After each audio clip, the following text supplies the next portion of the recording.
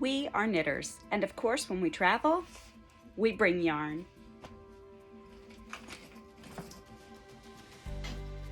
Lots and lots of yarn. You never know what you're gonna need. We are knitters. Of course, we have a spy on the ground in Greece, finding us the best places to eat, drink, play, and knit.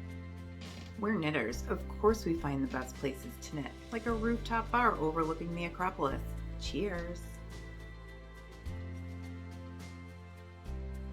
We are knitters. Of course, a trip to the Bilow Museum in Athens, Greece to see the jewelry will inspire a class in bead knitting and bead crochet. We're knitters. Of course we're gonna fly 5,000 miles in 10 and a half hours to knit with Shaina, Bilow in Greece. Of course we are. We're knitters. Of course, we knit while we're watching shows about Greece. We're knitters. Of course we're gonna bring an empty suitcase on vacation because yarn. We're knitters, and we hope that you'll join us September 15th through 22nd in Athens, Greece for my Big Fat Greek Crafty tour. We're knitters. When we come home from vacation, of course we're gonna say we didn't buy any yarn, except for this.